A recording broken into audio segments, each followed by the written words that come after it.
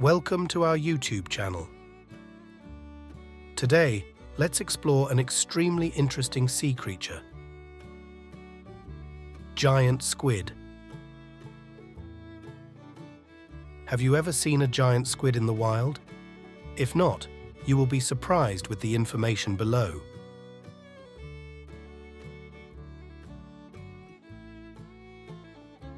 Giant squid, with its long body, big round eyes and 8 arms and 2 flexible tentacles, is a very special mollusk.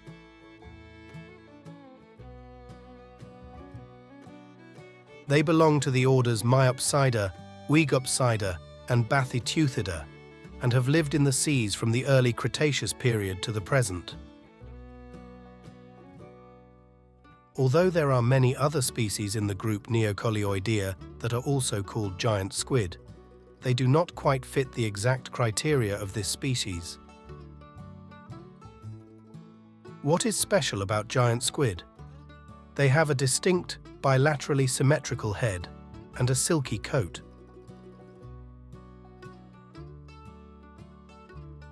An interesting thing is that the giant squid has a small internal skeleton, like a sword or pen, made from chitin. This skeleton helps them move flexibly and quickly in the marine environment.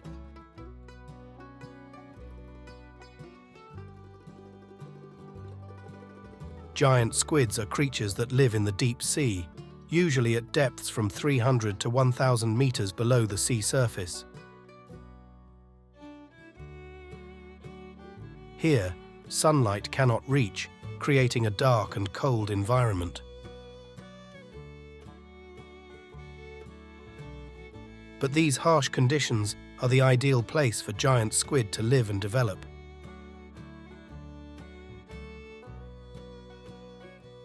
Giant squids are skilled night hunters. They use their long, powerful tentacles to capture prey, usually fish and other marine life.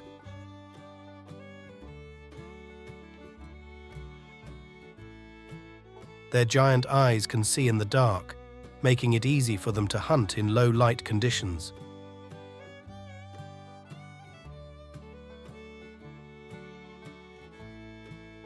Can you imagine a giant squid quietly approaching and suddenly attacking its prey in the dark?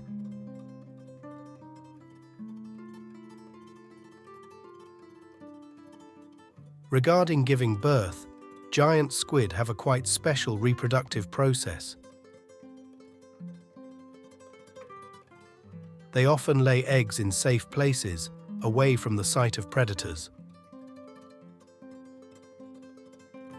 Giant squid eggs are encased in sturdy protective layers to resist deep sea water pressure and dangers from the surrounding environment.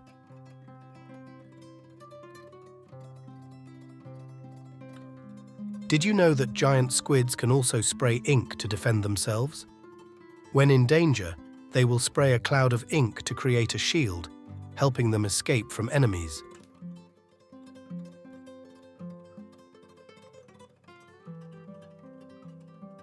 Did you know giant squid also has the ability to glow in the dark thanks to the glowing organs on its body?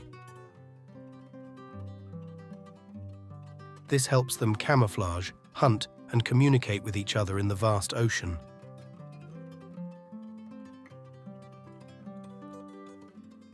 Giant squid fishing is a challenging and risky industry.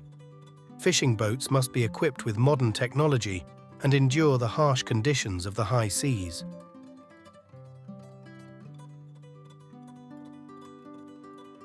Giant squids often live at depths of 300 to 1,000 meters below sea level, making catching them more difficult than ever.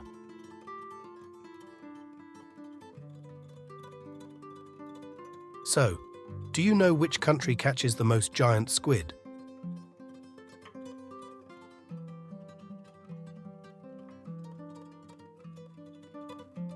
Japan is a country famous for its giant squid fishing industry. The waters around the Japanese archipelago are an ideal environment for giant squid to live and develop.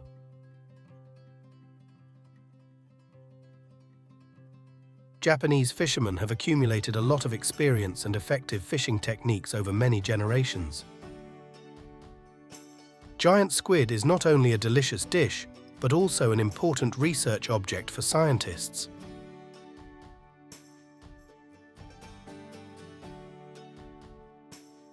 Did you know that giant squid can grow up to 13 meters long and weigh hundreds of kilograms? They possess powerful tentacles and giant eyes capable of seeing in the deep darkness of the ocean.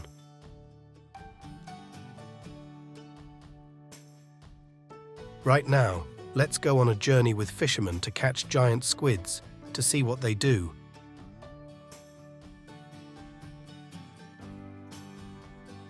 When fishermen hunt giant squid with fishing lines, they often prepare carefully before going out to sea.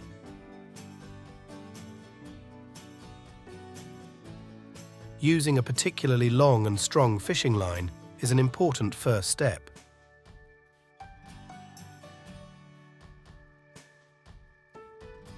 These fishing lines are usually between 500 and 1,000 meters in length, made from high-strength material to ensure enough strength to pull up from deep-sea depths. Once they reach the hunting area, the fishermen release the fishing line from the boat into the water. This is a complex and precise job, as the fishing line needs to be cast precisely to reach the deep areas where squid usually live. The fishing line is usually controlled by hand or with a puller to ensure it does not become entangled or tangled.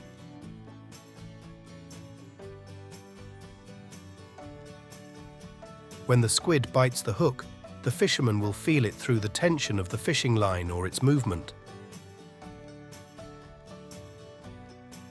Using powerful tractors to drag the giant squid onto the ship.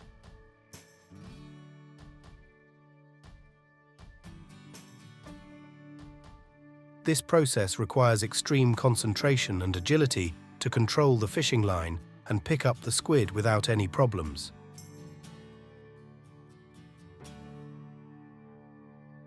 Once the giant squid was brought on board, the fisherman's work was not over. After successfully catching giant squid, fishermen proceed to process the squid right on the boat to ensure quality and safety for both the squid.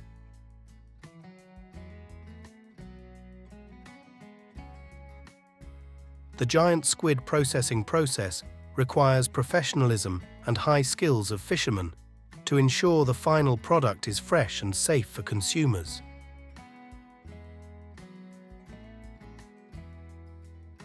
Surely we all know the octopus, an animal with 8 flexible tentacles and outstanding intelligence.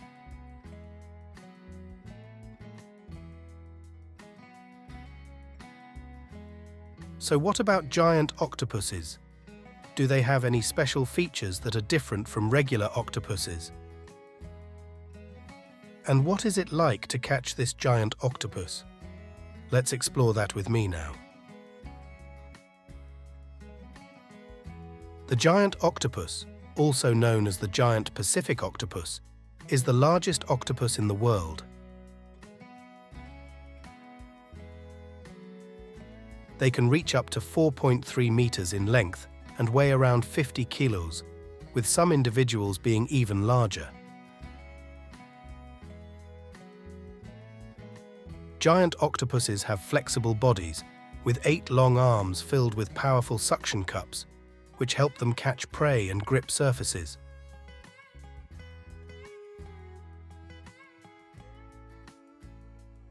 Their color is usually red-brown, capable of changing to camouflage with the surrounding environment.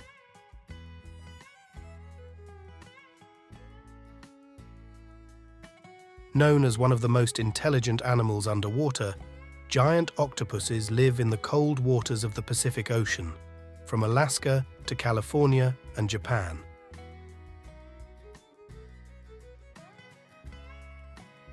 They often reside in seabed areas with caves and crevices to hide. These are excellent predators, feeding mainly on crabs, shrimp, fish, and even smaller octopuses, using suction cups on their arms to catch and hold on to their prey.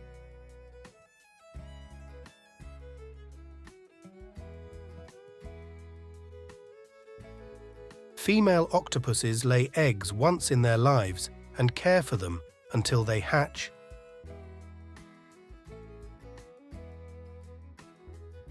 However, the giant octopus's habitat is threatened by marine pollution and overexploitation. Therefore, protecting marine areas and maintaining ecosystems is very important to protect the existence of this species.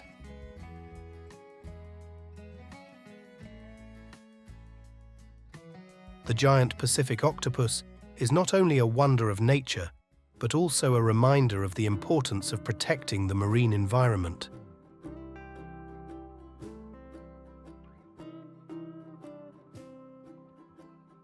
The country that consumes the most octopus is Japan.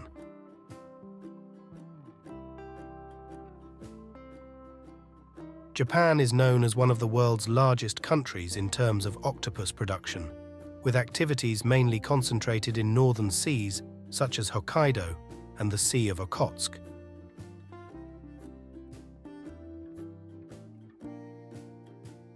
The octopus fishing industry in Japan uses specialized fishing vessels, equipped with modern equipment such as tractors and GPS systems to effectively search and catch octopuses.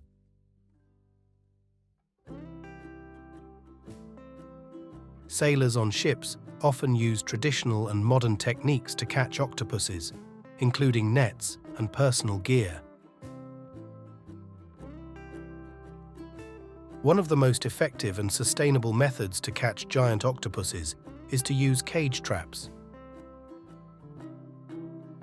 This method not only protects the marine environment, but also ensures that the quality of the octopus is maintained.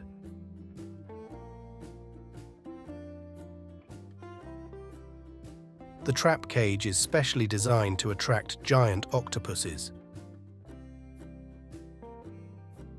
These cages are often placed in deep waters, where octopuses often live and hunt.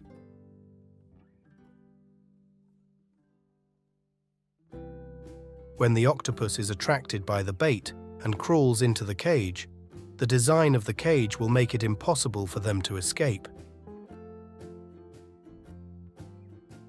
When discovering an octopus in the cage, the fisherman quickly recovered the cage and transferred the octopus to the boat.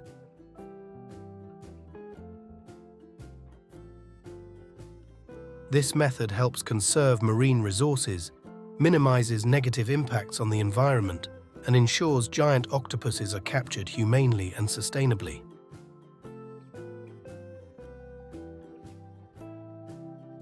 In addition, the use of trap cages also helps fishermen easily control and manage the output of octopus caught, thereby providing the market with high-quality octopus, meeting the increasing demand of people.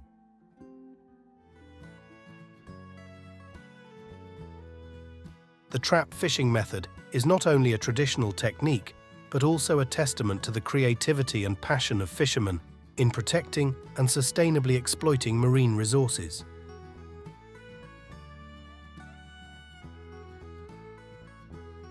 The freshest, sturdiest octopuses are processed into the most wonderful dishes.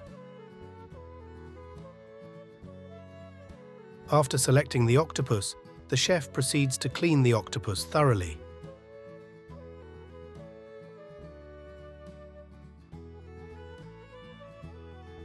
The octopus is washed under cold water to remove impurities and sand. Next, the chef cuts off the head and intestines of the octopus, keeping the body and tentacles.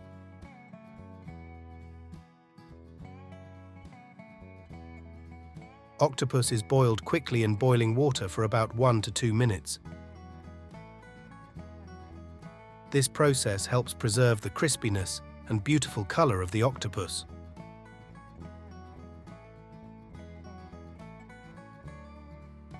After boiling, the octopus is immediately immersed in ice-cold water to stop the cooking process and maintain freshness. This is the most important step, requiring the chef's skill and ingenuity.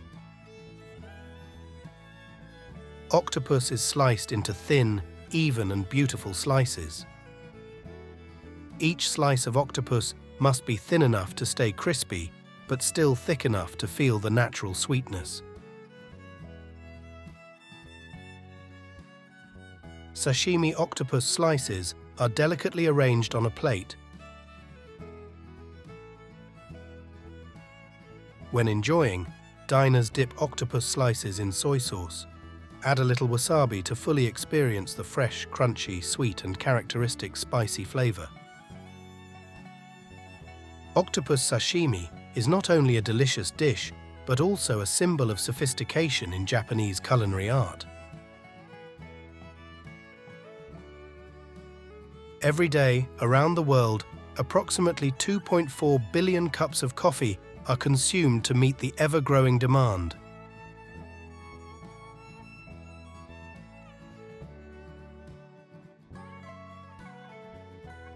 It involves millions of people harvesting tons of coffee beans each day to meet this demand.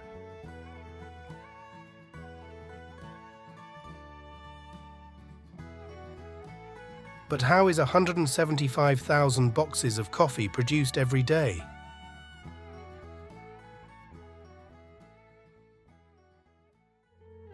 We visited the Nescafé factory to explore the process of creating one of the most popular beverages in the world.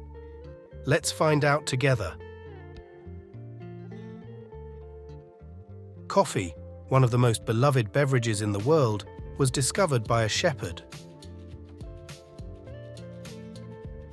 This person observed that their goats became more energetic after consuming some coffee beans.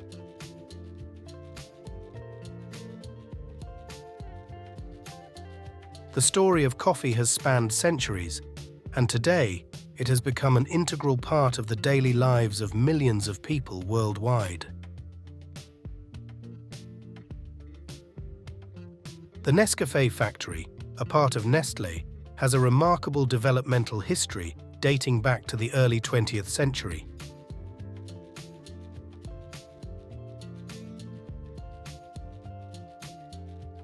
With savvy marketing and advertising strategies, Nescafé swiftly dominated the market and emerged as a top choice, especially during wartime.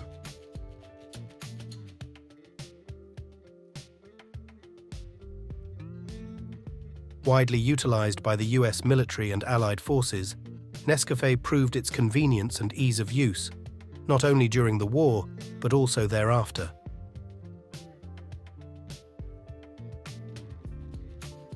Today, coffee remains an indispensable part of daily life, and Nescafé continues to innovate to meet the ever-growing market demand.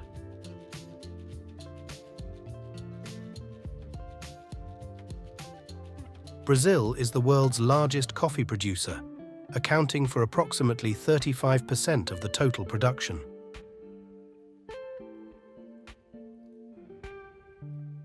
Coffee is born in the form of small flowers each season, which then mature into large grape-like berries after about 9 months.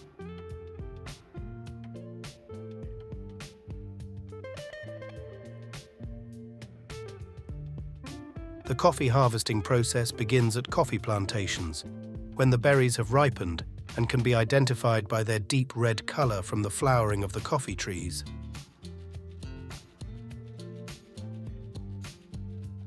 To ensure quality, the coffee harvesting process typically lasts from 6 to 9 months. On harvesting day, workers will collect the red fences and leave the green. The manual coffee harvesting process is labor-intensive. Some plantations have employed mechanized means such as 5-meter combine harvesters to reduce the burden on workers. In the coffee processing plant, the process begins with cleaning them thoroughly before feeding them into a grinder to separate the skin and pulp from the beans. A rotating drum then presses the cherries against the walls of the grinder to extract the coffee beans. These beans are then passed through water to two large rotating cylinders, where they are sifted to separate them from any green and hard. Next, the coffee beans are sequentially washed multiple times in water to remove any impurities.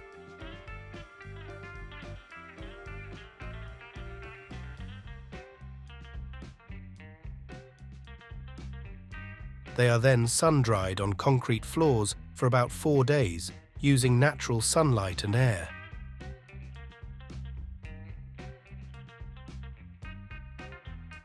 Once dried, the coffee beans are fed into a large polishing machine to remove the husk, leaving behind clean coffee beans. After this process, the coffee beans are sorted by size and weight and packaged into bags with precise weights. But how are these coffee beans turned into a quality cup of coffee? These bags are then sealed and transported to coffee processing plants to complete the processing process.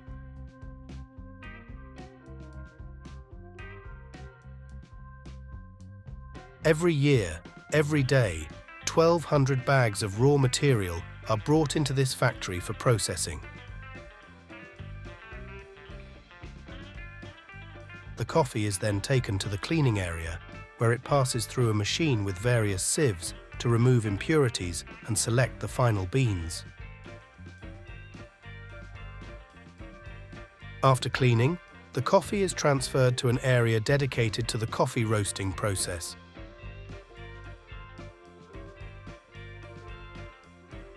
The coffee beans are roasted at a temperature of 210 degrees Celsius for about 12 minutes to develop aroma, color, and flavor.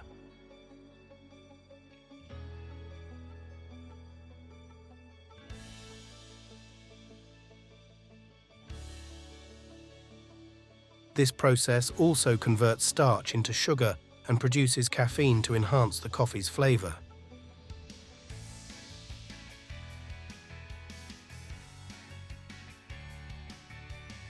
Labels containing information about the product, including the type of coffee, origin, nutritional information, and expiration date, are accurately placed on each jar for easy identification and reference by consumers.